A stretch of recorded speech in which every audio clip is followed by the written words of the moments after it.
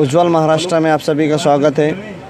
हम आज रांजनी तालुका घनसावंगी ज़िला जालना रांजनी विकास पैनल के यहाँ पर जो रिप्रेजेंटेटिव है शफीक अतार साहब और दूसरे भी बहुत से कार्यकर्ता है, ज़िम्मेदार है। आज हम यहाँ पर जो है तो ग्राम पंचायत के चुनाव है और ग्राम पंचायत के चुनाव में अभी अच्छा खासा जो है तो काम शफीक अतार साहब का भी है। सामाजिक तौर पे भी वो विषय में शफीक साहब से बात। आज राजनी विकास पैनल के पैनल प्रमुख माननीय आबा साहब भाऊ वरखड़े, इनके नेतृत्व में यहाँ पे रजनी में पैनल लड़ा जा रहा है। गट है, 2 गट राष्ट्रवादी के, एक गट का पूरे 17 मेंबर लड़े जा रहे हैं और आबा साहब भाऊ वरखड़े का दूसरा गट है, इनके 12 मेंबर लड़े जा रहे हैं। एक अच्छा नेतृत्व गांव को संभाल कर लेकर चलने वाला ये नेतृत्व है आबा साहब भाऊ वरखड़े का। अब तक दूसरे गट का सरपंच था 5 साल, यहाँ पे एक भी विकास काम नहीं हुआ है और आज फिर से वही चेहरे, वही लोग मतदान मांगने के लिए घूम रहे हैं। मैं उनसे एक सवाल करना चाहता हूँ, आज तक 5 साल में मैं जहाँ से लड़ रहा हूँ वार्ड क्रमांक 2 में कौन उम्मीदवार थे, यहाँ पर जीत के आने वाले उम्मीदवार कौन थे और आज वो कौन सा विकास का काम लेकर जो पब्लिक के पास जा रहे हैं। यही नेतृत्व आबा साहब भाऊ वरखड़े के पास अगर रहता तो मुझे ये खातरी है कि वो 101% गांव का विकास और ये वार्ड का विकास बिल्कुल होता था।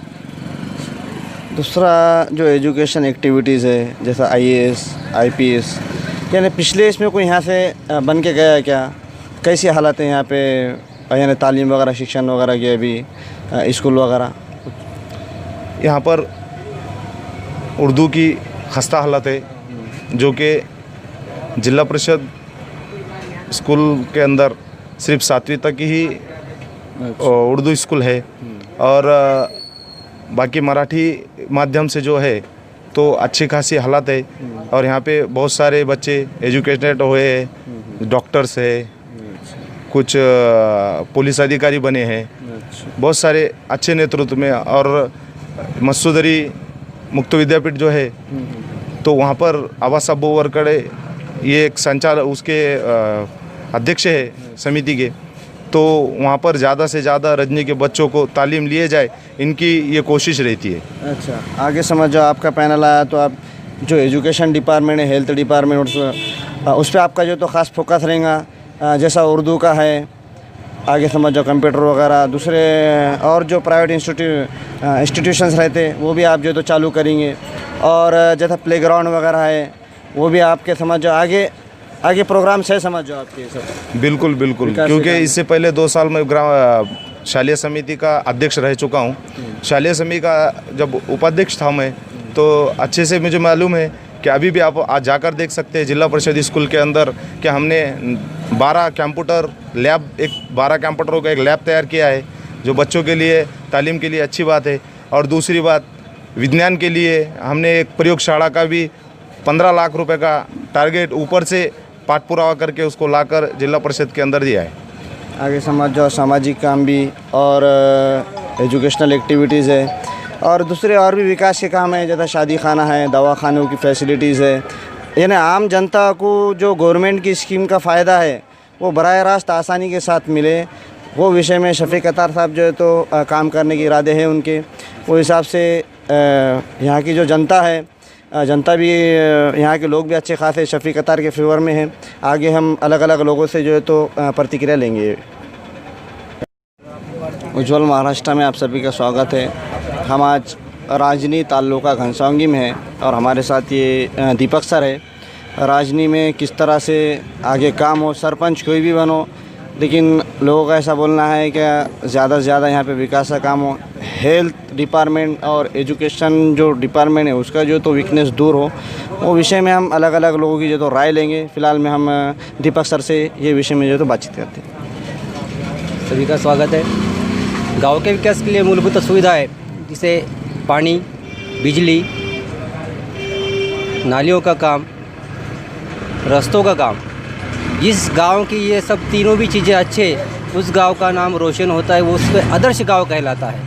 रजनी के हद तक देखा जाए तो कई सालों से इन समस्याओं से सभी नागरिक यहाँ से गुजर रहे हैं। बिजली, पानी, रास्तों की सफाई कई सालों से वैसे ही है। तो इस बार रजनी का हर नागरिक यही चाहता है कि गांव के विकास के लिए काम किया जाए। कोई भी सरपंच हो, लेकिन वो ऐसा हो जो गांव की नाली की सफाई, गांव की पानी की समस्या है या बिजली की समस्या है, आरोग्य की समस्याएं हो, जो भी मूलभूत समस्याएं हो गांव की, वो उसे दूर करे। यही उम्मीद के साथ हर उम्मीदवार चाहता है, हर मतदार चाहता है कि जो उम्मीदवार इस तीनों समस्या को दूर करे उसे यहाँ पर चुना दिया जाएगा। यानी मूलभूत सुविधा लोगों को जो है तो मिलना चाहिए। और सर दूसरी एक बात है, गवर्नमेंट की जो स्कीम रहती, गवर्नमेंट लाखों करोड़ रुपए गांव के विकास के लिए खर्चा करती, ताकि जो आम लोग हैं, आम लोगों को पूरी फैसिलिटीज़ मिले। जैसा बहुत सी गवर्नमेंट की स्कीम रहती है, उससे आम लोग, यानी देखा जा रहा है कि आम लोग उससे वंचित रह रहे। ये विषय में आपका क्या बोलना है? कई हद तक देखा जाए तो इस जिम्मेदार नागरिक भी है। नागरिक को अपना हक भी मालूम नहीं है कि क्या है, तो हक के लिए भी लड़ना पड़ेगा, पूछताछ करनी पड़ेगी क्या स्कीम है, कौन सी स्कीम है। कोई तो अपने पास आएगा नहीं। कुछ हद तक नागरिक भी जिम्मेदार है, क्योंकि अपराध करने वाले से अपराध सहने वाला ज़्यादा गुनहगार होता है। इसलिए जो भी समस्या है वो जब तक आप लोगों के सामने या फिर आपने जो प्रतिनिधि चुनकर दिया है उनके सामने जब तक नहीं लाएंगे तब तक आपका काम कोई भी नहीं होगा। और यहाँ पे मैं तो कहता हूँ 80% लोग नाकामयाब होते हैं, अपनी समस्या लेकर आते ही नहीं। ये समस्या भी रही तो खुद सही लेते हैं, तो सहना भी एक बहुत बड़ा अपराध है। इसलिए जनता को मैं यहाँ पर आह्वान करता हूँ, कुछ भी समस्या हो सहो मत। आपने जो प्रतिनिधि चुनकर दिया है या देने वाले हैं उन तक आप पहुँचो। आप कोई भी समस्या लेकर उनके पास जाओ, तब उसके ऊपर कोई ना कोई हल निश्चित निकलेगा।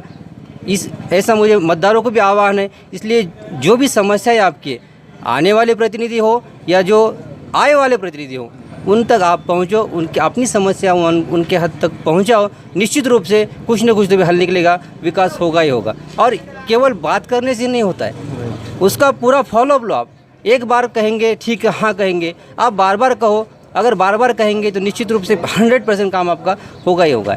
राइट, ग्राउंड लेवल पे सबको मिल के काम करना है। यानी जो लोक प्रतिनिधि वो भी करेंगे और जो आम जनता है उनको भी जो है तो अपने हक के लिए जो तो लड़ना है।